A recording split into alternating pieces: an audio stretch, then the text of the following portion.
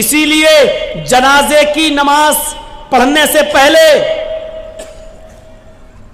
پڑھانے سے پہلے یہ پوچھ لینا چاہیے کہ جس آدمی کا جنازہ میں پڑھانے جا رہا ہوں اس مرنے والے پر کسی کا کوئی حق تو نہیں ہے۔ کون پوچھتا ہے؟ آپ اپنے علاقے کے ملا اور مولویوں کو بتائیے کتنے لوگ ہیں جو پوچھتے ہیں؟ اس کے بنا جنازہ ہے ہی نہیں، لیکن بتائیے کتنے لوگ پوچھتے ہیں؟ کتنی بستیوں میں جاتا ہوں، جنازہ سامنے کھڑا، پڑھا دیا، اللہ اکبر، ہو گئی نماز، پڑھا دی گئی، اٹھایا جنازہ، چلا گیا۔ لیکن جنازہ پڑھانے والے کی ذمہ داری ہے کہ میت کا جنازہ پڑھانے سے پہلے اس کے رشتہ داروں کو سامنے لا کر، اس کے بیٹے، اس کی اولاد کو سامنے لا کر پوچھے کہ مرنے والے پر کسی کا کوئی حق تو نہیں ہے، اور جنازے میں صفیں لگ جائیں تو پوری پبلک سے پوچھا جائے کیا مرنے والے کا کسی کے اوپر کوئی قرض تو نہیں تھا۔ اگر ایک بھی آدمی کھڑا ہو کر یہ کہہ دے کہ مرنے والا میرا قرضدار تھا، مرنے سے پہلے اس نے قرضہ لیا تھا، قرضہ دیے بغیر مر گیا، تو پھر اس کے اوپر جنازہ نہیں پڑھا جائے گا۔ سن رہے ہیں آپ؟ پھر اس پر جنازہ نہیں پڑھا جائے گا۔ پھر اس کے گھر کا کوئی آدمی کھڑا ہو کر، اس کا بیٹا یا اس کا بھائی کھڑا ہو کر یہ کہے گا کہ اپنے باپ کا قرضہ میں ادا کروں گا، جب بیٹا یا گھر کا کوئی وارث یہ کہے کہ میں اس میت کا قرضہ میں ادا کر دوں گا، اتنا روپیہ تمہارا قرضہ میں دے دوں گا، جب اس بات کی گارنٹی جب کوئی لے گا تب اس کا جنازہ پڑھا جائے گا۔ آپ سمجھ رہے ہیں کتنا بڑا معاملہ ہے یہ بندوں کا معاملہ؟ ایک آدمی مر گیا، دنیا سے چلا گیا، اس کے ساتھ اس کی نیکیوں کا دروازہ بھی بند ہو گیا، لیکن اس کے باوجود میرے بھائیوں اس کا جنازہ پڑھانے سے پہلے پوچھا جائے گا کیا اس کے اوپر کسی کا قرض تو نہیں تھا، کوئی معاملہ تو نہیں تھا، اور اگر نکل گیا تو اس کا جنازہ نہیں پڑھایا جائے گا جب تک کہ اس کے رشتہ دار یہ نہ کہیں کہ اس کا قرضہ یا اس کا معاملہ میں ادا کر دوں گا۔ میرے پیارے ساتھیوں ذرا تصور کیجیے، نبی اکرم صلی اللہ علیہ وسلم کا آخری وقت ہے، اس دنیا سے جانے والے ہیں، انتقال میں 2 یا 3 دن باقی رہ جاتے ہیں۔ آپ فرماتے ہیں لوگوں اگر میرا کسی کے اوپر کوئی قرض ہو تو وہ آج لے لے، قیامت کے دن میں نہیں دے سکتا۔ انتقال سے 2-3 دن پہلے لوگوں اگر میرے اوپر کسی کا قرض ہو تو وہ 2-3 وہ مجھ سے لے لے۔ ایک صحابی اٹھتے ہیں اور کہتے ہیں کہ اللہ کے نبی میرے 3 درہم ہیں آپ کے پاس۔ اللہ کے نبی صلی اللہ علیہ وسلم نے ایک صحابی کو حکم دیا کہ 3 درہم اس کے ادا کر دیے جائیں۔ اس صحابی نے اسی وقت ان کے 3 درہم دے دیے۔ آپ نے فرمایا لوگوں جب میری روح قبض عنصری سے پرواز ہو جائے، جب میرا انتقال ہو جائے تو میری نماز جنازہ سے پہلے پوچھ لینا کسی کا کوئی قرض تو نہیں ہے، کسی کا کوئی قرض تو نہیں ہے۔ اگر کوئی ملتا ہے تو اس کا قرض ادا کر دیا جائے، اس کے بعد میرا جنازہ پڑھایا جائے اور پھر مجھے قبرستان میں دفن کر دیا جائے۔ مجھے غور کیجئے میرے بھائیو، یہ وہ ہستی کہہ رہی ہے جس کے لیے ہم مقام محمود کی دعا کرتے ہیں ہر نماز کے، ہر اذان کے بعد۔ اور اس کا حال یہ ہوا کہ اللہ کے نبی صلی اللہ علیہ وسلم کا جب انتقال ہوا تو پوچھا گیا کوئی قرض تو نہیں تھا؟ جواب کہیں سے نہیں ملا۔ سب سے پہلے ابو بکر صدیق نے آپ کی نماز جنازہ پڑھی، پھر عمر فاروق نے نماز جنازہ پڑھی، پھر عثمان غنی نے نماز جنازہ پڑھی، پھر حضرت علی نے پڑھی۔ مسئلہ یاد رکھنا، اللہ کے رسول کی نماز جنازہ جماعت کے ساتھ نہیں ہوئی، اللہ کے نبی کی نماز جنازہ کسی نے نہیں پڑھائی، حجرے میں تھے، ایک ایک کر کے لوگ آتے گئے پڑھتے گئے۔ پہلے ابو بکر صدیق نے پڑھی، پھر عمر فاروق نے پڑھی، پھر عثمان غنی نے پڑھی، پھر حضرت علی نے پڑھی، پھر ایک ایک صحابہ بعد میں آتے گئے پڑھتے گئے، ایک ایک کر کے پڑھتے جاتے، نکلتے جاتے۔ یہاں تک کہ بعد میں عورتوں نے بھی نماز جنازہ پڑھی اور سب سے لاسٹ میں بچوں نے نماز جنازہ پڑھی. اسی کو پڑھتے پڑھتے اور لوگ دیکھنے آتے تھے. اللہ کے نبی صلی اللہ علیہ وسلم کو تقریباً آج کے موجودہ ٹائم کے لحاظ سے 32 آورز انتقال کے بعد 32 گھنٹے تک آپ کو دفنایا نہیں جا سکا. 32 گھنٹے تک آپ کو دفنایا نہیں جا سکا. اور اس کے بعد جب آپ کو دفنا دیا گیا, مٹی آپ کی ہو جاتی ہے, تو حضرت ابوبکر صدیق جب تک خلیفہ رہے اعلان کرتے رہے, لوگوں اگر نبی اکرم صلی اللہ علیہ وسلم کا قرض کسی کے اوپر ہو تو وہ مجھ سے لے لے. لیکن ابوبکر صدیق 2 سال تک خلیفہ رہے, 2 سال تک برابر اعلان کیا لیکن کوئی نہیں آیا. پھر حضرت عمر فاروق کا زمانہ آیا. حضرت عمر فاروق کے پورے 10 سال تک اعلان ہوتا رہا اگر نبی اکرم کا قرض کسی کے اوپر ہو, اگر کسی نے نبی کو قرض دیا ہو اور اس کا قرض باقی ہو تو وہ عمر سے آ کر لے لے. حضرت عمر فاروق کے 10 سال کی خلافت میں بھی کوئی قرضہ لینے نہیں آیا. حضرت عثمان غنی کا جب زمانہ آیا تو 12 سال تک اعلان کیا جاتا رہا اگر نبی اکرم نے کسی سے قرض لیا ہے تو وہ آ کر مجھ سے قرض لے لے, میں نبی کا قرض دینے کے لیے تیار ہوں. لیکن 12 سال تک عثمان غنی کے زمانے میں بھی کوئی قرض لینے نہیں آیا. ذرا اندازہ لگائیے کہ قرضے کا معاملہ کتنا بھیانک ہوتا ہے. اللہ کے نبی صلی اللہ علیہ وسلم اپنے انتقال سے پہلے خود اعلان کر رہے ہیں اگر کسی کا قرض میرے اوپر ہے تو لے لے. ایک اٹھتے ہیں اور کہتے ہیں کہ میرے 3 درہم میں آپ نے دلوا دیے, پھر کوئی نہیں ملا. ابو بکر صدیق نے 2 سال تک اعلان کیا لیکن کوئی نہیں ملا. عمر فاروق نے 10 سال تک اعلان کیا لیکن کوئی نہیں ملا. عثمان غنی بھی کہتے رہے کہ نبی کا قرض کسی کے اوپر ہو تو مجھ سے لے لے, لیکن 12 سال تک کسی نے کوئی قرض نہیں مانگا. غور کرو کہ قرض کا معاملہ کتنا بھیانک ہوتا ہے, کیونکہ قرض دار آدمی کی روح لٹکتی رہتی ہے زمین و آسمان کے بیچ میں. میرے پیارے ساتھیوں, جب تک اس کا قرض ادا نہ کر دیا جائے میرے بھائیوں یہ معاملہ بڑا عجیب و غریب رہتا ہے. آئیے اس معاملے کو سمجھنے کی کوشش کیجئے. حقوق اللہ, اللہ معاف کر سکتا اپنا حق لیکن بندے کا حق معاف نہیں کرے گا. اگر کسی نے کسی سے قرض لیا ہے تو پہلی فرصت میں قرض ادا کر دے, پہلی فرصت میں قرض ادا کر دے, کیونکہ نمازیں بیکار ہو جاتی ہیں, روزے بیکار ہو جاتے ہیں, حج بیکار ہو جاتا ہے. حج اسی لیے فرمایا کہ قرضہ لے کر حج جیسی عبادت بھی آپ کرنے نہیں جا سکتے. قرضہ لے کر قربانی آپ کر سکتے ہیں لیکن ایک وعدہ کیجئے, قرضہ جس آدمی سے لے رہے ہیں اس سے وعدہ کیجئے کہ 1 مہینے میں آپ کا قرضہ دے دوں گا, آپ مجھے 12,000 15,000 روپے بطور قرض دے دیجئے تاکہ ہمیں خصی لے لیں اور قربانی کر دیں. قرضہ لے کر قربانی کی جا سکتی ہے لیکن اگر آپ کو یہ اندیشہ ہو کہ ہم اس کا قرضہ ادا نہیں کر پائیں گے تو پھر قرضہ لے کر قربانی کرنا بھی آپ کے لیے جائز نہیں ہے. اگر آپ کو یقین ہے کہ قرضہ ہم دے سکتے ہیں تو 1 مہینہ 2 مہینے کی اجازت لے کر قرضہ لے سکتے ہیں, لیکن قرضہ لے کر حج کرنے نہیں جا سکتے کیونکہ قرضدار پر حج ہے ہی نہیں. قرضدار پر حج نہیں, حج تو اس پر فرض ہے جو صاحب استطاعت ہو. من استطاع الیہ سبیلا, جو ان استطاع الیہ سبیلا, اگر تم وہاں تک جانے کی طاقت رکھتے ہو تو حج کرو, تو حج کرو. اگر وہاں تک جانے کی طاقت نہیں, استطاعت نہیں ہے تو آپ حج نہ کریں. کتنی بری عادت کہاں سے کہاں نکل گیا اور کہاں بہک گیا, یہاں پہنچ گیا. میں کہہ یہ رہا تھا کہ ہم اپنے دوستوں کو کھلا سکتے ہیں, دشمنوں کو نہیں. لیکن اللہ رب العالمین کو دیکھیے, وہ اپنے دوست اور دشمن سب کو کھلاتا ہے, مومن اور کافر سب کو کھلاتا ہے. یہ ہے رب العالمین. اس کے بعد آئیے دوسری آیت پر, الرحمن الرحیم.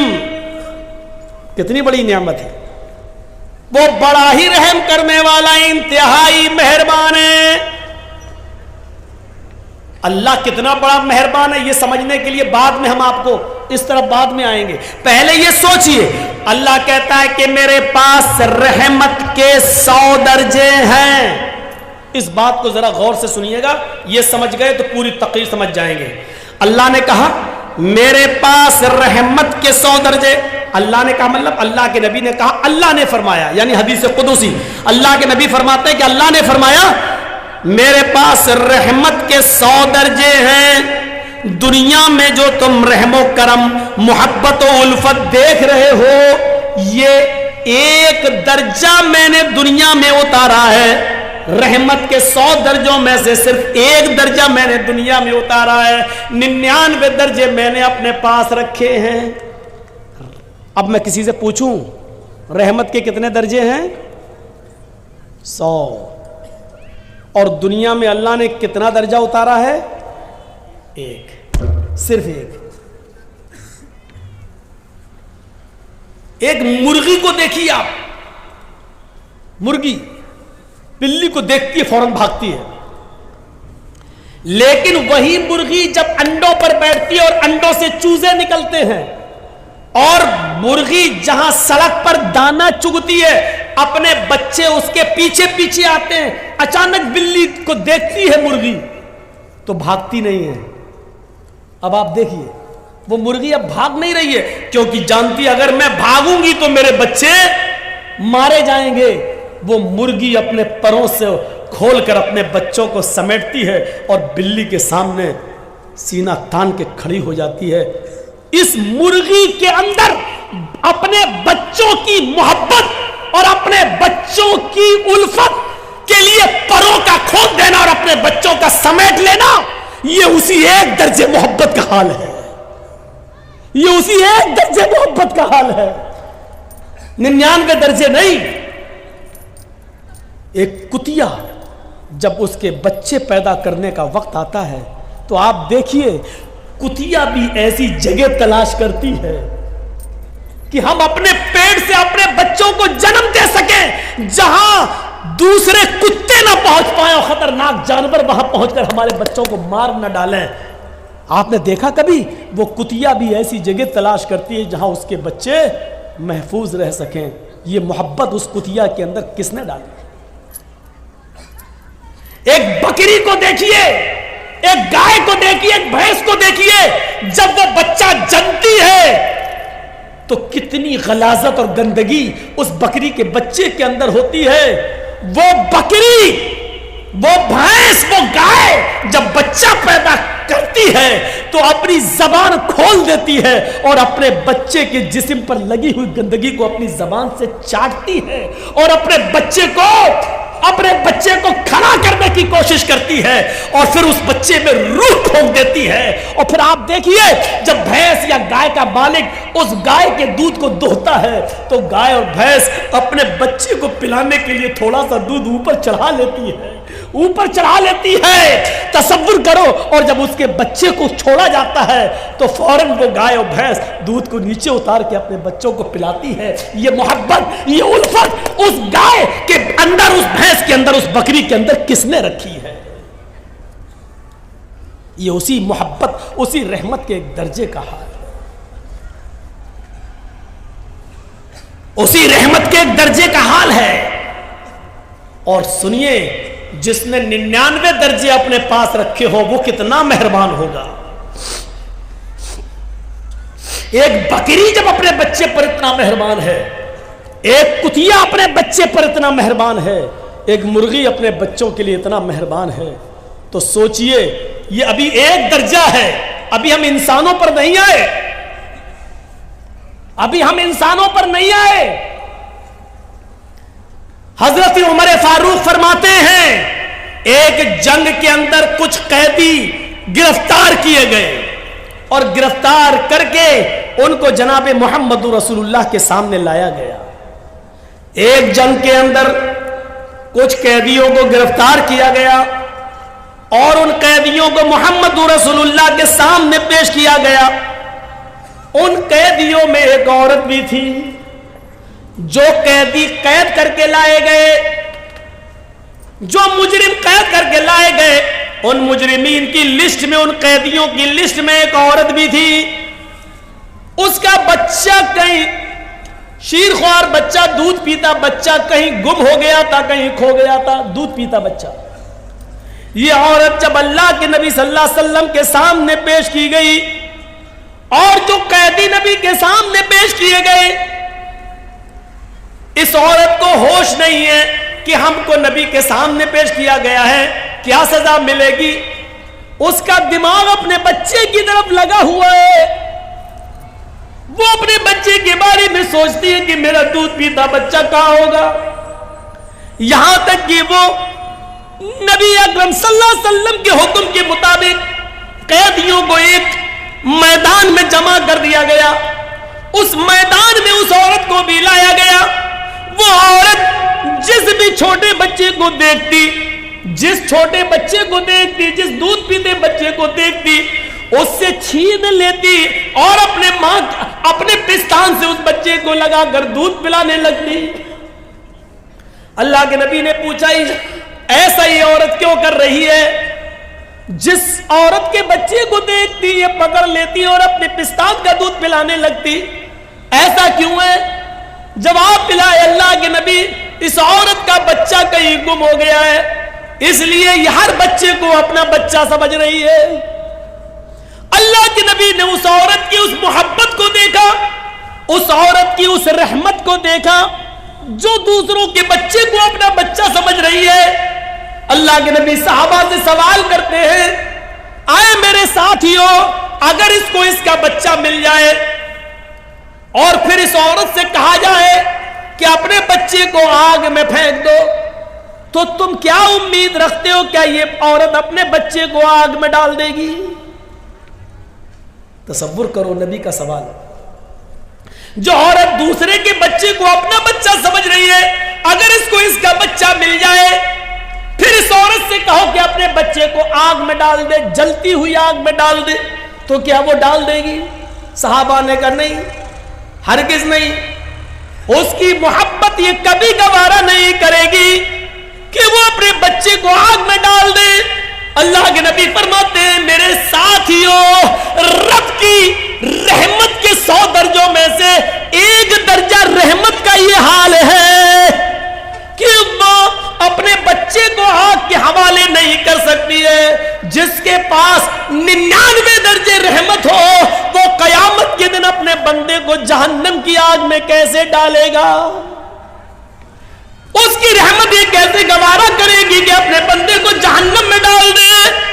لیکن بندے گناہ کر کر کے، شرک کر کر کے، بدعتیں کر کر کے، شراب نوشی کر کر کے، حرام کھا کھا کر، حرام کی کاروبار کر کر کے اپنے آپ کو خود جہنم میں لے جاتے ہیں، تو اس میں اللہ کی رحمت پھر غضب میں بدل جاتی ہے۔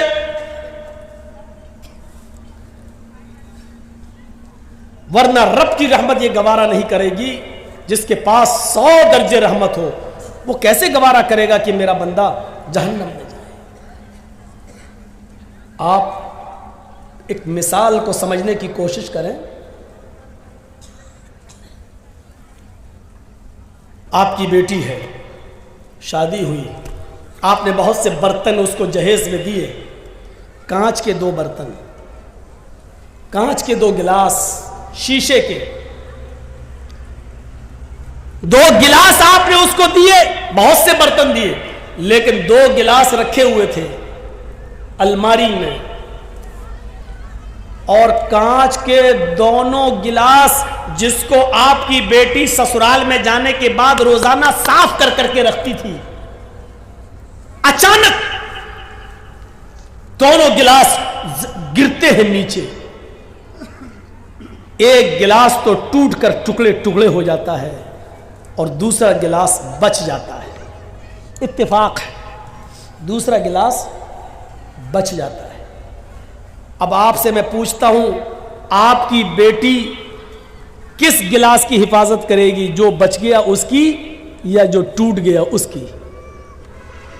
کوئی بھی عقل مند انسان ہوگا، اس کو اگر کھڑا کر کے پوچھا جائے تو وہ یہی کہے گا، ارے جو ٹوٹ گیا ہے اس کی کیا حفاظت کرے گی، وہ تو چکنا چور ہو گیا ہے، اس کی حفاظت کرے گی جو بچ گیا ہے۔ تو جو گلاس بچ گیا اس کو اٹھائے گی، اس کو پوچھے گی اور پھر رکھ دے گی، اور جو ٹوٹ گیا، چکنا چور ہو گیا، وہ جانتی ہے کہ یہ جڑ نہیں سکتا، اب اس کو گھر میں بھی رکھنا گوارا نہیں کرے گی، झाड़ू से इधर उधर कांच तो नहीं बिखर गई, किसी के पैर में न चुभ जाए, इसलिए उस जगह को साफ करके उस टूटे हुए कांच के गिलास को साफ करेगी और एक बर्तन में लेकर डस्टबिन में डाल देगी या बाहर कूड़े में जाकर फेंक देगी।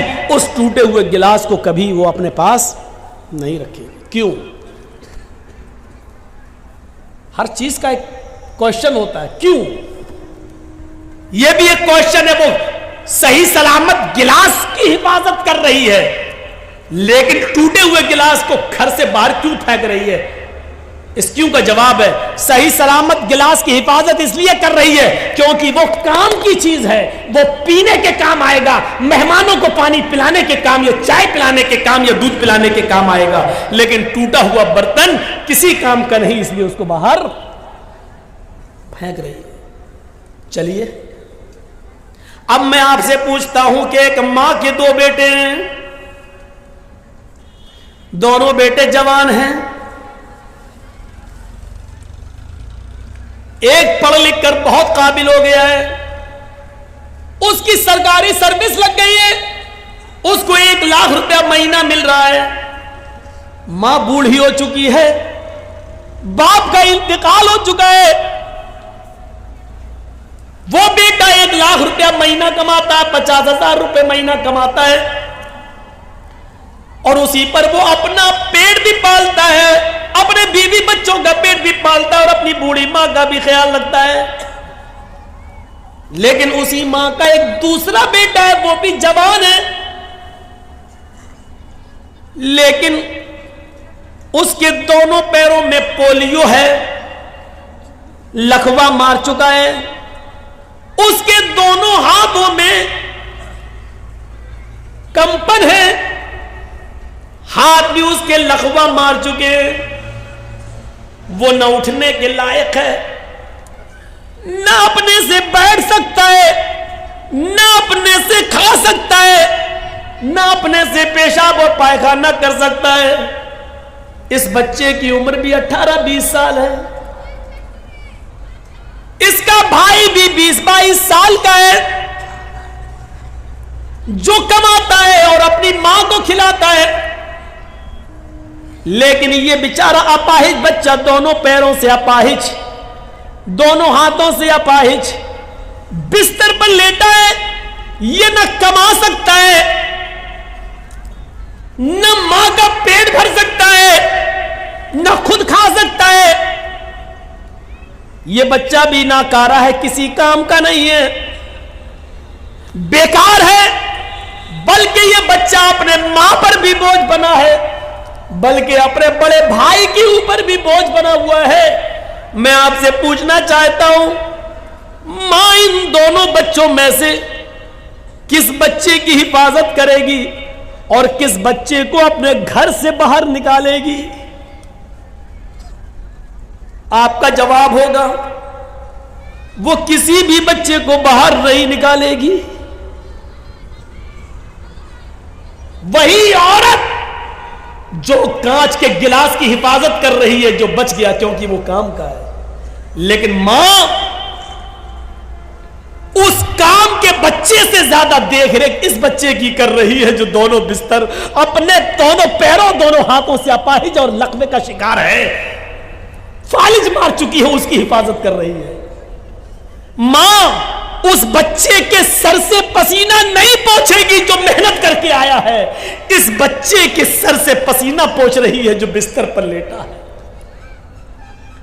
मां उस 20-22 साल के बच्चे का पेशाब और पायखाना साफ नहीं करा सकती है, बल्कि अब इतना बड़ा हो चुका है वो बच्चा कि वो मां अपने बड़े बेटे की शर्मगाह भी देखना गवारा नहीं करेगी, लेकिन इस 18 साल के 20 साल के बच्चे की शर्मगाह देखना तो बहुत दूर की बात, उसकी गंदगी को भी अपने हाथ से साफ कर रही है और उसकी पेशाब की जगह को भी धो रही है। मेरे भाइयों, तसव्वुर कीजिए मां के दिल में ये रहम और ये मोहब्बत का जज्बा ये कहां से आया? ये उसी रब की 100 दर्जे रहमत में से उतारी हुई एक दर्जे, एक रहमत के एक दर्जे का हाल है। یہ ماں اس بچے سے زیادہ پیار کرے گی جو بچہ اپاہج ہے، لنگڑا لولا ہے اور لقمے کا شکار ہے، یہ ماں اس کی زیادہ دیکھ ریکھ کر رہی ہے۔ کیوں؟ اگر اللہ ماں باپ کے دل سے یہ رحمت نکال دے تو ماں باپ سے بڑا ہمارا دشمن کوئی ہو سکتا ہے؟ بتائیے۔ کمینہ پیدا ہو گیا، کمائیں ہم اور مر کے ہم چلے جائیں تو ہمارے بنائے ہوئے گھر میں تو رہے گا؟ باپ کی محنت، باپ کا رات میں جاگ جاگ کر محنت کر کے مزدوری کر کے بلڈنگ بنانا، جبکہ باپ کو معلوم ہے کہ اس بلڈنگ میں ہم نہیں رہیں گے، میرے مرنے کے بعد میری اولاد رہے گی۔ اگر اللہ باپ کے اور ماں کے دل سے یہ محبت نکال دے تو ماں باپ سے بڑا ہمارا دشمن کون ہو سکتا ہے؟ میری محنت کی کمائی میں تو رہے گا، لیکن نہیں رہے گا۔ کیوں؟ کیونکہ باپ کی محبت یہ گوارا نہیں کر سکتی ہے کہ میری اولاد ماری ماری پھرے۔ یہ محبت کس نے پیدا کی ہے؟ اسی رب نے، اور 100 درجے رحمت کے ایک اتارا ہے، اور ایک رحمت کے درجے کا حال یہ ہے جو مرغی اپنے بچوں سے پیار کر رہی ہے، بکری اپنے بچوں سے، بھینس اپنے بچڑے سے، گائے اپنے بچڑے سے، یہ محبت کا تقاضا ہے۔ اور ماں اپنے بیٹے سے محبت کر رہی ہے، یہ محبت کا تقاضا ہے۔ میرے پیارے ساتھیوں، ذرا تصور کرو رب کی رحمت کا ایک درجہ۔ اب ذرا آئیے پھر دیکھیے رب کی رحمت کا حال کیا ہے۔ آئیے پھر دیکھیے کہ رب کی رحمت کا حال کیا ہے۔ فرمایا کہ اللہ رب العالمین کی رحمت یہ کیسے گوارا کر لے گی؟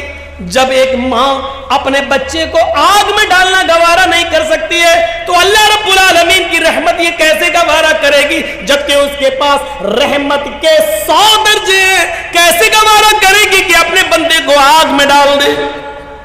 بنی اسرائیل کا ایک واقعہ بیان کرتے ہوئے نبی اکرم نے فرمایا، ایک شخص اپنے اونٹ کو اپنے گھر کے سارے سامان کے ساتھ پیک کر کے نکلتا ہے اور ایک صحرا اور جنگل سے ہوتا ہوا جاتا ہے۔ تھک گیا، جنگل میں ایک پیڑ سے، ایک درخت سے وہ اپنے اونٹ کو باندھ دیتا ہے اور تھوڑی دیر درخت کے سائے میں آرام کرنے لگتا ہے۔ آنکھ کھلتی ہے تو دیکھتا ہے کہ میرا اونٹ غائب، اس میں پورے گھر کا سامان بندھا تھا۔ اب اونٹ غائب، ہوش اڑ گئے ہیں، اونٹ غائب، میرے گھر کا پورا سامان اونٹ پر اور اونٹ غائب۔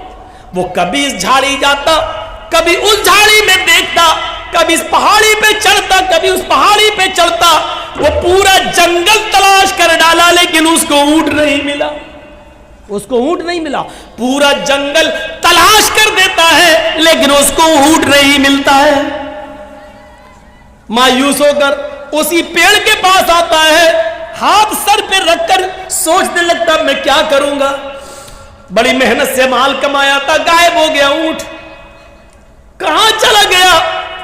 اب کتنا دن لگے گا اتنا مال کمانے میں، اور اپنے گھر کا ساز و سامان بنانے میں کتنا وقت لگے گا؟ اب یہ سوچ ہی رہا تھا، تھکا ہوا تھا کہ اچانک نیند آ گئی۔ تھوڑی دیر کے بعد آنکھ کھلتی ہے، کیا دیکھتا ہے کہ میرا اونٹ اسی پیڑ سے بندھا ہوا ہے جس پیڑ سے غائب ہوا تھا۔ آتا ہے، اونٹ تو یہ ہے، جا کر دیکھتا بندھا ہے، سامان دیکھتا ہے تو اس کے اوپر اناج کا ایک دانہ بھی کم نہیں ہے، جیسے وہ اپنے گھر سے لایا تھا ویسا ہی ہو سیم ٹو سیم ویسا ہی اونٹ پر لگا ہوا ہے، اور ایک بھی چیز غائب نہیں ہے۔ اس چیز کو دیکھتا ہے تو مارے خوشی کے، ہم نے دن بھر اونٹ ڈھونڈا، تلاش کیا تو ملا نہیں، اور اچانک اپنے آپ آ گیا اور سامان بھی غائب نہیں۔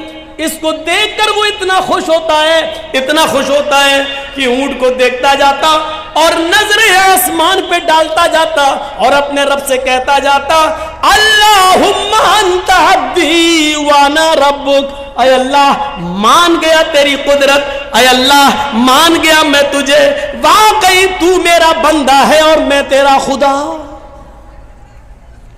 نہیں سمجھ پائے نا اس نے کیا جملہ استعمال کیا؟ مارے خوشی کے اس نے کیا کہا؟ اللہم انت عبدی، واہ واقعی تو میرا بندہ ہے، وانا ربک اور میں تیرا رب۔ الٹا بول گیا، سمجھ رہے نا کیا بول گیا وہ؟ اس کو بولنا یہ چاہیے تھا کہ واقعی میں تیرا بندہ اور تو میرا رب ہے، لیکن اونٹ پا گیا، سامان لدا ہے، خوشی میں اس کو پتہ نہیں ہے، دماغ سے ہٹ گیا، اتنی خوشی ہوئی اس کو، اتنی خوشی ہوئی کہ اس کا دماغ ٹھکانے نہیں رہا، اور مارے خوشی میں کہہ گیا اللہم انت عبدی وانا ربک، واقعی تو میرا بندہ اور میں تیرا رب ہوں۔ اللہ نے یہ جملے سنے تو مسکرا دیا۔ یہ مسکرانے والا جملہ تھوڑی ہے۔ اب میرا بیٹا خوشی میں اگر یہ کہہ دے کہ میں تمہارا باپ ہوں تم میرے بیٹے، بھائی کوئی چیز میں لا کے اس کو دوں خوشی میں جو اس کو بہت پسند ہو، اور خوشی خوشی کہتے باپ تم میرے بیٹے ہو میں تمہارا باپ، تو ہم ناراض تھوڑی ہوں گے، ہم تو خوش ہوں گے کہ دیکھو خوشی میں بیچارہ ایسا کہہ رہا ہے، جبکہ کہنا یہ چاہتا تھا کہ ہاں تم میرے پیارے ابو ہو اور میں تمہارا بیٹا، لیکن دھوکے سے اس کے منہ سے نکل گیا مارے خوشی کے ہاں میں تمہارا باپ ہوں تم میرے بیٹے۔ یہ باپ اچھی طرح جانتا ہے کہ بیٹا مذاق میں کہہ رہا ہے یا دھوکے سے نکل گیا، یہ صحیح میں کہہ رہا، یہ باپ جانتا، اور رب جانتا ہے کہ میرا بندہ یہ کہنا نہیں چاہ رہا تھا، لیکن دھوکے سے خوشی میں اس کی زبان سے جملہ نکلا، اس لیے وہ مسکرا رہا ہے۔ اگر یہی جملے اس نے جان بوجھ کر کہے ہوتے تو معاف کیجئے گا وہ کہیں کا نہیں رہتا۔ اتنے خطرناک جملے تو فرعون نے بھی استعمال نہیں کیے۔ فرعون بھی لوگوں سے کہتا تھا انا ربکم الاعلی، مجھے اپنا رب کہو میں تم سب کا رب ہوں۔ فرعون بھی لوگوں سے یہ کہتا تھا میں تمہارا رب ہوں، لیکن فرعون نے کبھی اللہ سے نہیں کہا کہ میں تیرا بھی رب ہوں۔ فرعون نے کبھی زندگی میں اپنے رب سے نہیں کہا اے اللہ میں تیرا بھی رب ہوں، وہ لوگوں سے کہتا تھا انا ربکم الاعلی، میں تمہارا رب ہوں تم مجھے اپنا رب مانو۔ لیکن اس کے باوجود اللہ نے کیا کیا؟ اس کو دریا میں غرق کر دیا، ڈبو دیا اور مار ڈالا، اور اس کی لاش کو سمندر سے باہر پھینک دیا۔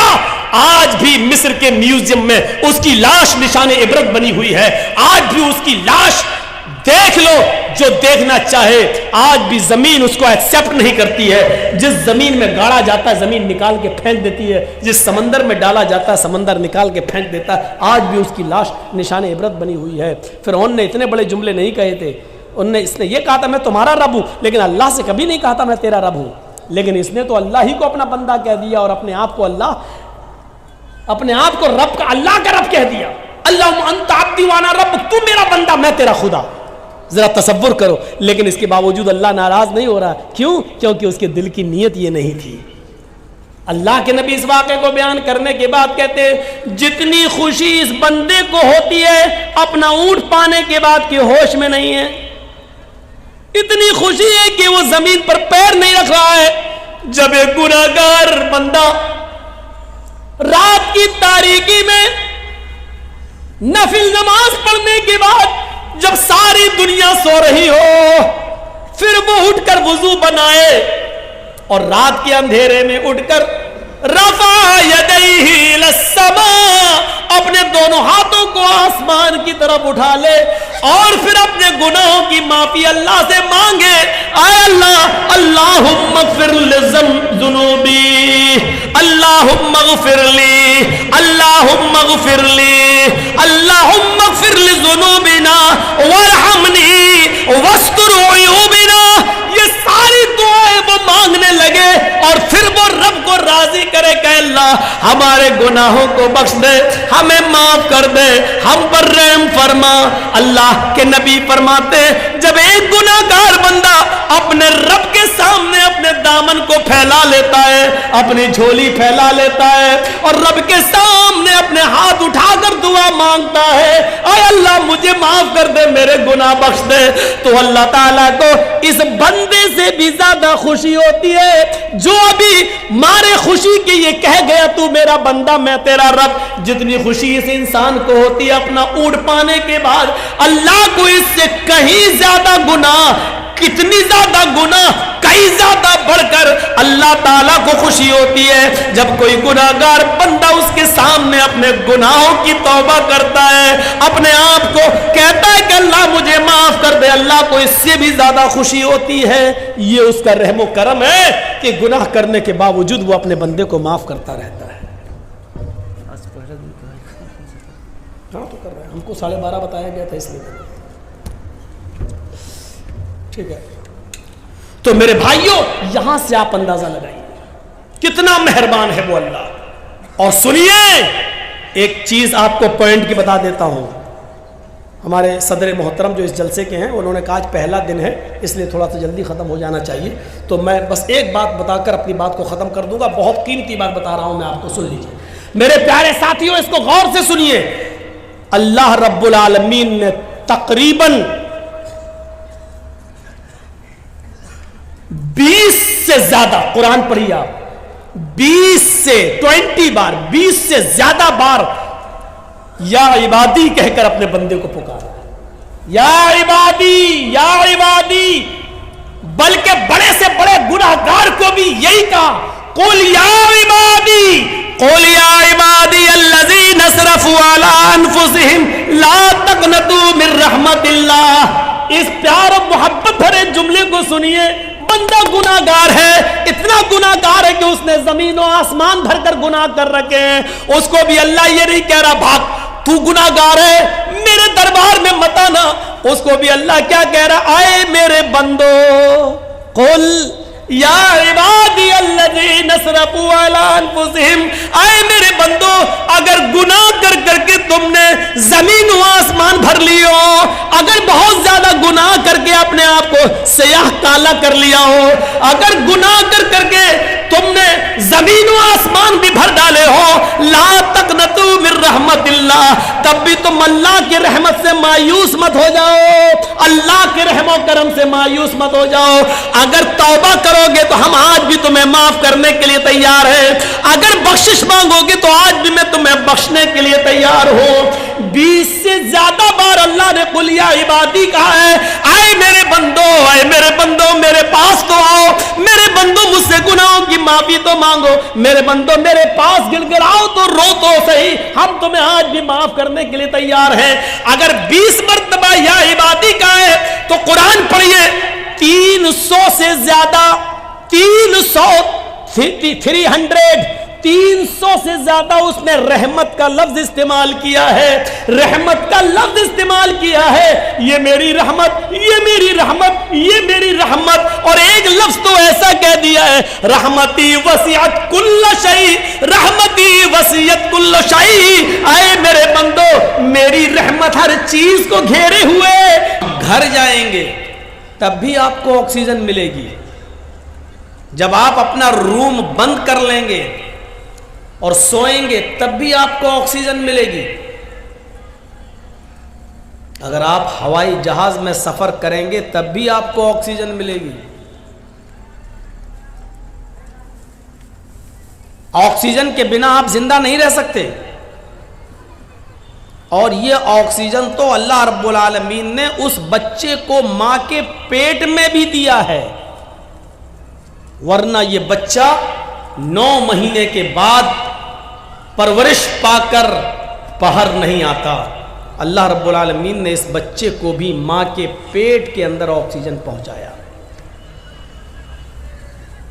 ہوا وافر مقدار میں, کثیر مقدار میں اللہ رب العالمین نے پیدا کی. پانی دنیا میں آنے سے پہلے, آنکھ کھولنے سے پہلے پانی وافر مقدار میں.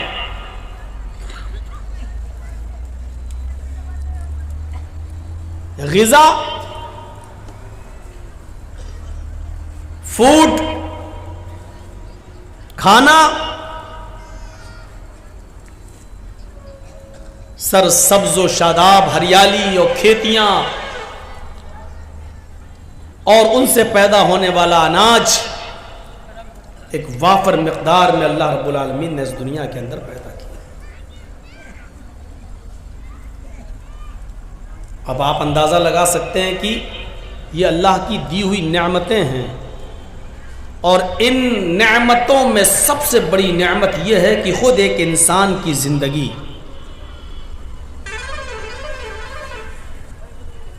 ذرا سوچئے اور تھوڑی دیر کے لیے سوچئے, جب آپ دسترخوان پر بیٹھتے ہیں اور کھانا کھانے کے لیے بیٹھتے ہیں تو اس دسترخوان پر کھانے پینے کی رکھی ہوئی چیز میں سے کوئی ایک چیز آپ اٹھا کر دیکھ لیجئے، کیا وہ آپ نے بنائی ہے؟ مثلاً آپ روٹی کھاتے ہیں تو کیا اس روٹی جو گیہوں سے بنی ہے، کیا وہ گیہوں انسان نے بنایا ہے؟ کیا آرٹیفیشل گیہوں پیدا ہو سکتا ہے؟ یا گیہوں جس کھیت کے اندر پیدا ہوا ہے وہ کھیت انسان نے بنایا ہے؟ اس آٹے کو جس پانی میں گوندھا گیا ہے، کیا وہ پانی انسان نے پیدا کیا ہے؟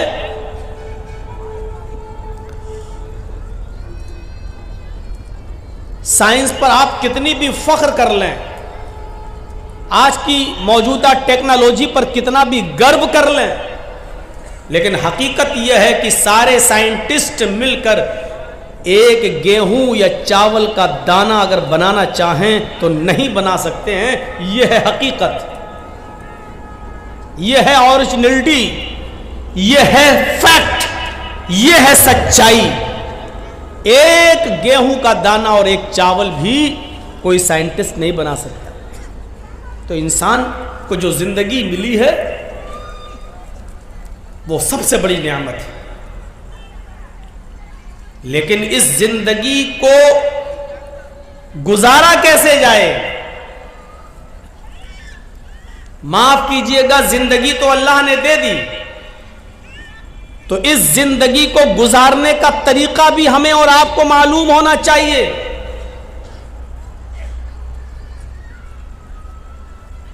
اور اگر زندگی گزارنے کا طریقہ ہمیں اور آپ کو نہیں معلوم تو یہی زندگی ہمارے لیے وبال جان بن سکتی ہے۔ سپوز فرض کر لیجئے آپ نے ایک 4 ویلر خریدی ہے،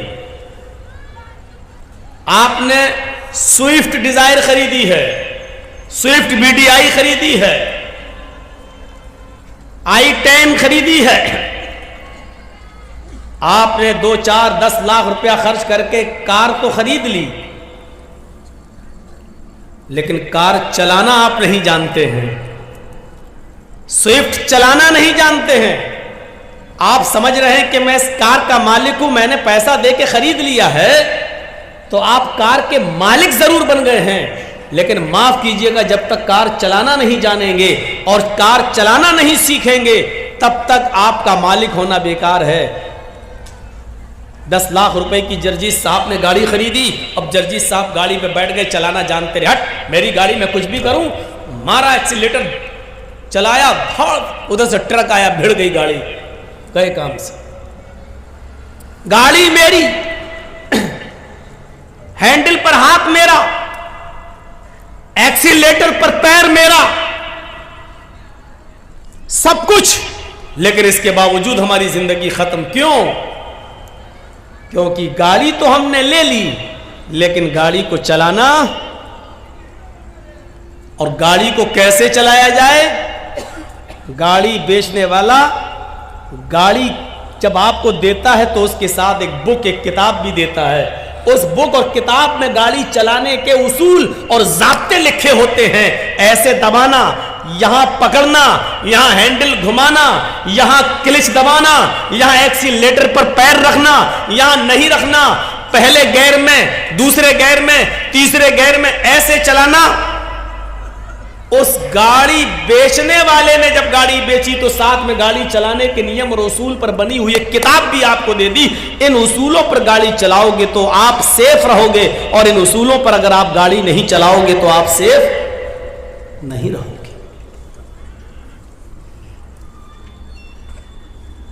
سمجھ گئے نا میں کیا بولنا چاہ رہا ہوں؟ یہی حال موٹر سائیکل کا ہے۔ چلیے ایک رائفل میں نے آپ کو دے دی، آپ نے 4, 5, 10 لاکھ روپے میں خرید لی، اب آپ کہیے کہ رائفل کا مالک میں ہوں، لیکن رائفل چلانا نہیں جانتے، رائفل میں بندوق، گولی، کارتوس تو بھر لیا آپ نے، لیکن چلانا نہیں جانتے، جو حصہ سینے پر رکھنا چاہیے اس کو آپ نے شکار کی طرف رکھ دیا، اور جو حصہ شکار کی طرف ہونا چاہیے وہ حصہ آپ نے اپنے سینے کی طرف رکھ لیا۔ جو حصہ آپ رائفل چلاتے وقت آپ کا سینے پہ ہونا چاہیے وہ تو آپ نے شکار کی طرف کر دیا، اور جو حصہ شکار کی طرف ہونا چاہیے وہ آپ نے اپنے سینے کی طرف کر کے گھوڑی دبا دی۔ کیا ہوگا؟ شکار کے بجائے آپ ہی کی رام رام ستیہ ہو جائے گی، سینے پہ گولی اترے گی اور مر۔ رائفل آپ کی، کارتوس آپ کا، پیسہ خرچ کر کے آپ نے خریدا، لیکن وہی بندوق وہی رائفل آپ کے لیے وبال جان بن گئی۔ کیوں بنی؟ کیونکہ آپ اس کو چلانے میں ماہر نہیں ہیں۔ آپ نے رائفل بیچنے والے کے رائفل کے ساتھ جو کتاب جو بک ملی تھی اس کو آپ نے نہیں پڑھا، اس اصول اور ضابطے کو نہیں جانتے، اس لیے رائفل آپ کے لیے، آپ کی جان کے لیے خطرہ بن گئی۔ اسی طریقے سے اللہ رب العالمین نے ہمیں اور آپ کو اس دنیا کے اندر پیدا کیا، اس نے ہمیں اور آپ کو زندگی بخشی، زندگی ایک نعمت اس نے ہمیں اور آپ کو عطا فرمائی، اور ہمیں دھیرے دھیرے پروان چڑھایا، بالغ کیا۔ آج عمر ہماری 20 سال 22 سال 25 سال ہو گئی، اس نے کہا دنیا میں جا رہے ہو، دنیا میں اپنی زندگی گزارو، لیکن اس نے دنیا میں زندگی گزارنے کے ایک اصول بتا دیے، ایک ضابطے بتا دیے، تمہیں یہ کھانا ہے، یہ پینا ہے، ایسے چلنا ہے، ایسے بیٹھنا ہے، ایسے شادی اور بیاہ کرنا ہے، اپنے بچوں کی تربیت اس طرح کرنا ہے، اپنی بیوی کے ساتھ اس طرح رہنا ہے، اپنے بچوں کو یہ پڑھانا ہے، یہ نہیں پڑھانا ہے، یہ کاروبار کرنا ہے، یہ کاروبار نہیں کرنا ہے، یہ حلال ہے، یہ حرام ہے، ایسا کرو گے تو تمہاری زندگی کامیاب ہوگی اور ایسا کرو گے تو تمہاری زندگی ناکام ہو جائے گی۔ اس نے زندگی گزارنے کے اصول و ضابطے اس نے ہمیں اور آپ کو دے دیے قرآن کریم کی شکل میں، اور اس زندگی کو گزارنے کے اصول و ضابطے بتانے کے لیے ایک بہترین ٹیچر اس نے ہمیں اور آپ کو دیا، جناب محمد رسول اللہ صلی اللہ علیہ وسلم کی شکل میں۔ اب اس ٹیچر کے مطابق، اس ٹیچر کے بتائے ہوئے طریقے کے مطابق اگر آپ پڑھو گے اور سیکھو گے تو اپنی زندگی کو کامیاب بناؤ گے۔ هو الذی بعث فی الامیین رسولا منہم یتلو علیہم آیاتہ ویزکیہم ویعلمہم الکتاب والحکمہ۔ اللہ تو وہ ہے کہ جس نے تمہیں عطا فرمایا، بعث فی الامیین رسولا منہم، امیوں کے اندر سے ایک رسول انہی میں سے نکال کر تمہارے اندر بھیجا، اس نے تمہیں ایک نبی دیا۔ وہ نبی کیا کرتا ہے؟ یتلو علیہم آیاتہ، قرآن کی تلاوت کرتا ہے، ویزکیہم، اور ان کو گناہوں کی دلدل سے پاک و صاف کرتا ہے، نکالتا ہے، ویعلمہم الکتاب والحکمہ، اور قرآن و حدیث کا درس دیتا ہے، قرآن و حدیث سکھلاتا ہے۔ یہ زندگی اس نے دی ہے تو زندگی گزارنے کے طریقے بھی بتائے ہیں اور زندگی گزارنے کے اصول بھی سکھائے ہیں، اور وہ کتاب ہے قرآن، اور وہ معلم ہے، وہ ٹیچر ہے محمد رسول اللہ۔ اب ہر آدمی غور کرے، اگر اس نے زندگی جو ہماری اور آپ کی ہے، اگر اس زندگی کو زندگی دینے والے کے اصول پر اور اس کے بتائے ہوئے طریقے پر اگر ہم گزار رہے ہیں تب تو ہماری زندگی کامیاب ہے، اور اگر ہم نے اس کے بتائے ہوئے اصول پر اگر ہم نے زندگی نہیں گزاری تو جس طریقے سے بندوق ہماری ہونے کے باوجود ہماری جان جا سکتی ہے، سوئفٹ اور فارچونر گاڑی ہماری ہونے کے باوجود چلانا نہیں جانتے، ہمارے لیے وبال جان بن سکتی ہے، اسی طریقے سے اگر ہم نے سکھانے والے رب العالمین کی مرضی کے مطابق اگر زندگی نہیں گزاری تو یہی زندگی ہمارے لیے باعث عذاب جہنم بن سکتی ہے، ہمارے لیے گناہ بن سکتی ہے، ہمارے لیے مصیبت بن سکتی ہے۔ اب آپ سمجھ گئے ہوں گے اس مثال سے بہت اچھی طریقے سے، زندگی ایک نعمت ہے، لیکن اس زندگی کو گزارنا بھی ہمیں اسی طریقے پر، اپنے طریقے پر نہیں، اپنے منمانے طریقے پر نہیں۔ اب جلسہ ہے، اجلاس ہے، اس کا ایک طریقہ بتایا ہے اللہ کے نبی صلی اللہ علیہ وسلم نے، اور صحابہ کا معمول یہ تھا کہ جب نبی اکرم صلی اللہ علیہ وسلم کوئی دینی بات بتایا کرتے تھے تو صحابہ کرام اپنے سروں پر بیٹھی ہوئی مکھی بھی نہیں اڑایا کرتے تھے. یہ اس ٹیچر نے ہمیں بتایا ہے. آپ چھوٹے چھوٹے بچوں کو دیکھیں گے جو نرسری اور LKG اور UKG میں پڑھتے ہیں, اسکول میں جاتے ہیں, ان کو بھی کلاس میں ہر وقت کھانے اور پینے کی اجازت نہیں دی جاتی ہے, بلکہ 1.5-2 گھنٹہ پڑھنے کے بعد بریک لنچ ہوتا, بریک فاسٹ لنچ, اس میں ان سے کہا جاتا بچوں اب اپنا ٹفن کھولو اور کھاؤ. ان بچوں کے لیے بھی اسکول کا مینجمنٹ اور اسکول کا ڈپارٹمنٹ ان چھوٹے چھوٹے بچوں کو بھی ہر وقت کھانے اور پینے کی اجازت نہیں دیتا. یہ اتنے بڑے بڑے اونٹ یہاں آئے ہوئے ہیں, جلسے میں بیٹھے ہیں, یہیں پر مونگ پھلی بھی چبا رہے ہیں, یہیں پر چنے بھی چبا رہے ہیں. یہ ہے جلسوں کا مزاج, یہ ہے اس معلم انسانیت کی دی ہوئی ٹریننگ کا ایک حصہ جو اتنے بڑے بڑے ساڑھ جلسے میں بیٹھے ہوئے ہیں. ان کو اتنی تمیز نہیں کہ قرآن و حدیث جہاں سنایا جا رہا ہے وہاں کیا کھانا چاہیے, کب کھانا چاہیے اور کب نہیں کھانا چاہیے, یہ سب سننا پڑے گا تمہیں. اور ہمت تو دیکھو کہ میرے سامنے کھا رہے ہیں, میرے سامنے منہ چل رہے ہیں, میرے سامنے زبانیں چل رہی ہیں.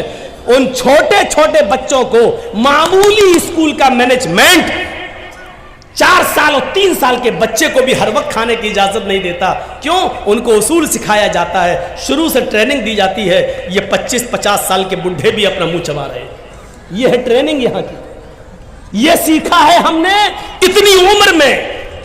20 سال سے تو مولانا جرجیز تقریریں کر رہے ہیں.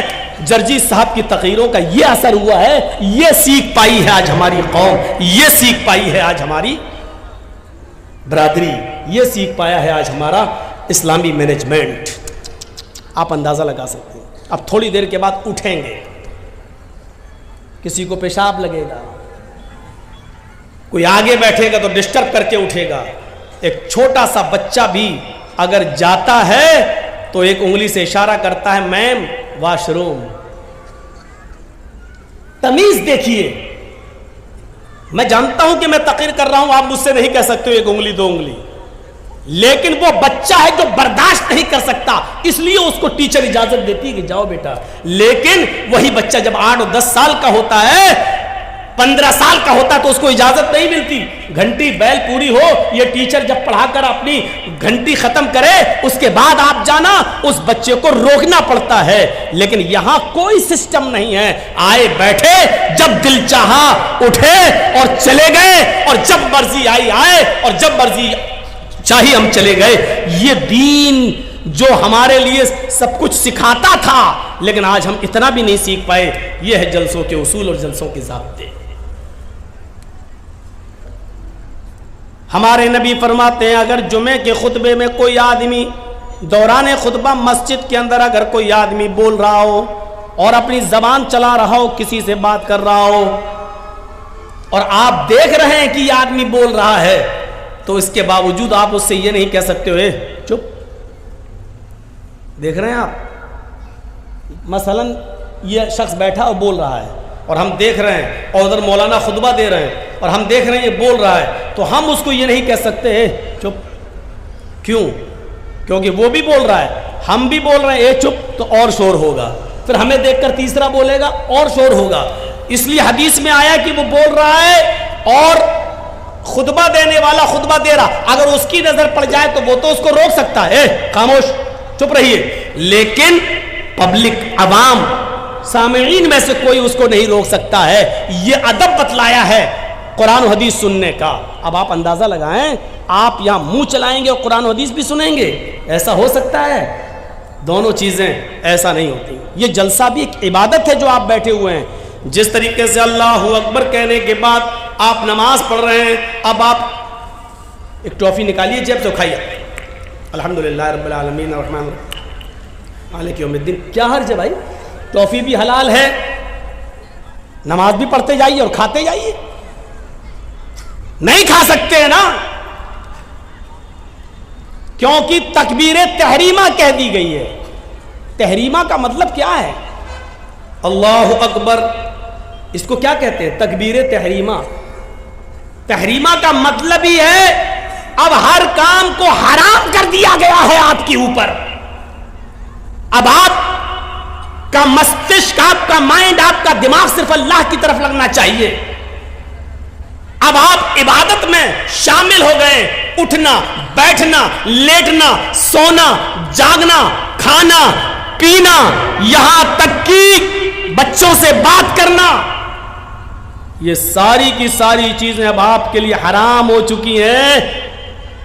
اب آپ کچھ نہیں کر سکتے ہیں. اس عبادت نے ہمیں یہ درس دیا ہے. اب یہ کب حلال ہوگی؟ جب آپ کہو گے السلام علیکم ورحمۃ اللہ. اس سلام کے بعد اب یہ ساری چیزیں آپ کے لیے حلال ہوں گی. اللہ کے نبی جب خطبہ دیتے تھے، درس دیتے تھے، تو صحابہ اپنے سروں پر بیٹھی ہوئی مکھی نہیں اڑاتے تھے. یہ سکھایا تھا ہمیں. تو زندگی گزارنے کے اصول سیکھو. جب تک سیکھو گے نہیں، یہ زندگی ہمارے لیے وبال جان ہے. یہ زندگی ہمارے لیے مصیبت ہے. جیسے رائفل، جیسے بندوق، جب تک ہم اس کے اصول پر نہیں چلائیں گے تب تک نہیں چلے گی، اور اگر اس کی خلاف ورزی کی تو ہمیں ہی گولی لگے گی.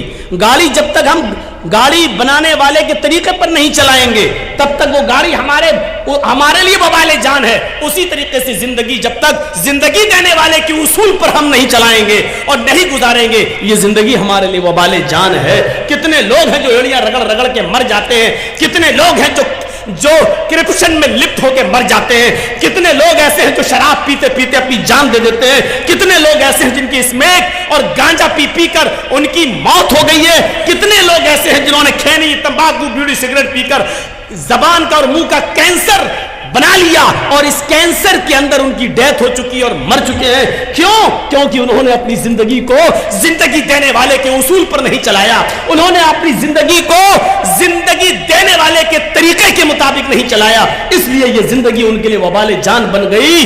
اب قبر میں گئے تو حساب و کتاب. برے آدمی نکلے تو روح سجین کے اندر جو 7ویں زمین کے نیچے ٹھکانا ہے، اور پھر قبر کے اندر قبر کا دبوچنا، قبر کے اندر قبر کا دبانا.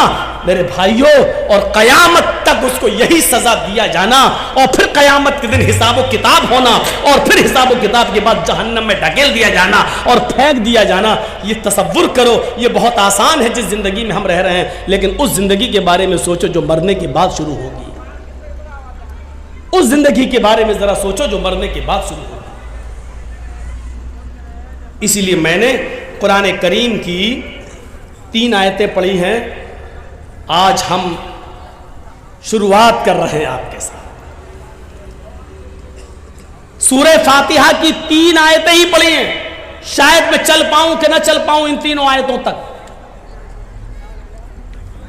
پہلی آیت دیکھیے آپ. اس زندگی دینے والے رب کی طرف سے جو پہلی آیت سورہ فاتحہ کی بسم اللہ الرحمن الرحیم کے بعد جو شروع ہوتی ہے قرآن کی، وہ یہاں سے شروع ہوتی ہے الحمدللہ رب العالمین. پہلے اس لفظ کے اوپر غور کیجئے، رب العالمین. زندگی دینے والا کہتا ہے کہ زندگی ہم نے دے دی ہے، اس زندگی کی پرورش بھی ہم کرتے ہیں. تمام تعریفیں اس اللہ کی بیان کرو جو دونوں جہان کا پالنہار ہے. زندگی اس نے ہمیں اور آپ کو دی، زندگی کافر کو بھی دی، زندگی غیر مسلموں کو بھی دی، زندگی یہود و نصارہ کو بھی دی، اور زندگی جانوروں کو بھی دی، زندگی بچوں کو بھی دی، زندگی دوست کو بھی دی اور زندگی دشمن کو بھی دی، زندگی اپنے اوپر ایمان لانے والوں کو بھی دی اور زندگی اپنے اوپر ایمان نہ لانے والوں کو بھی دی. دی یا نہیں دی؟ دیکھ لیجیے آپ. کیا تم تعریف کرو گے مولانا جرجیس بہت اچھا بولتے، مولانا فلاں بہت اچھا بولتے، ارے ان کی تقریر. آپ لوگ تو جلسہ سننے نہیں، نمبر دینے آتے ہیں. یہ پہلا جلسے میں یہ پہلا اسٹیج ایسا ہوتا ہے جہاں مولویوں کا فیصلہ پبلک کرتی ہے، جہاں قرآن و حدیث نہ جاننے والے لوگ نمبر دیتے ہیں کہ پہلے نمبر پہ کون سے مولانا اچھے رہے، دوسرے نمبر پہ کون سے اچھے رہے، تیسرے نمبر پہ کس کی تقریر اچھی ہوئی۔ یہ پہلا ایک ایسا منچ اور پہلا ایک ایسا اسٹیج ہوتا ہے جہاں ہم جیسے مولویوں کا فیصلہ ان پڑھ اور جاہل عوام کرتی ہے کہ پہلا نمبر کس کا، دوسرا نمبر کس کا، تیسرا نمبر کس کا۔ ایک اکھاڑا بنا ہوا ہے، یہ ایک دنگل بنا ہوا ہے، جلسہ۔ مولویوں کی تقریر کے فیصلے آپ کرو گے، علماء کے جلسوں کے فیصلے آپ کرو گے کہ پہلے نمبر پہ اچھا کون بولا، دوسرے نمبر پہ اچھا کون، ہاں سب سے اچھی تقریر ان کی رہی، اس کے بعد اس کی رہی، اس کے بعد اس کی رہی، آپ نمبر دیں گے؟ قرآن و حدیث کو نمبر دیے جائیں گے؟ ذرا سوچیے آپ کیا تعریف کرو گے؟ تعریف تو اس رب کی ہے۔ الحمدللہ، تمام تعریفیں اللہ کے لیے ہیں۔ کس اللہ کے لیے؟ رب العالمین، جو رب العالمین ہے۔ اس نے یہ نہیں کہا کہ ہم رب المسلمین ہیں، صرف مسلمانوں کو پالتے ہیں، یہ نہیں کہا۔ اس نے یہ نہیں کہا رب المتقین، ہم صرف متقیوں کو پالتے ہیں، جو ہم سے ڈرے گا ہم اس کو روزی دیں گے، نہیں۔ اس نے یہ بھی نہیں کہا وہ رب العالمین ہے، رب الانس بھی ہے، رب الجن بھی ہے۔ وہ جس طرح مسلمانوں کو کھلانے اور پلانے والا ہے، اسی طریقے سے غیر مسلموں کو بھی کھلاتا اور پلاتا ہے۔ جس طریقے سے ہمیں اور آپ کو روزی اور روٹی دیتا ہے، اسی طریقے سے وہ یہود و نصارہ کو بھی روزی اور روٹی دیتا ہے۔ جس طریقے سے وہ ہمیں آسمان سے بارش دیتا ہے، اسی طریقے سے وہ غیر مسلموں کو بھی دیتا ہے۔ وہ رب الانس بھی ہے، وہ رب الجن بھی ہے، وہ رب الجمادات بھی ہے۔ یہ پیڑ پودے، ان کو بھی دھیرے دھیرے بڑا کرتا ہے، ان کو بھی پالتا ہے وہ۔ ورنہ آپ نے تو ایک دانہ زمین میں ڈالا تھا بس، اور کیا کیا تھا؟ صرف اس دانے کو ڈالنے کے بعد آپ تو الگ ہٹ گئے۔ اس آم کی گٹھلی کو، اس آم کے بیج کو آم کے پھلوں تک پہنچانے والا، اور اس آم کے پیڑ کی بھی نشو نما کرنے والا، اور اس آم کے گٹھلی اور بیج کو بھی آم کا درخت بنانے والا، وہی رب العالمین تو ہے۔ اس لیے وہ رب الجمادات بھی ہے، رب النباتات بھی، رب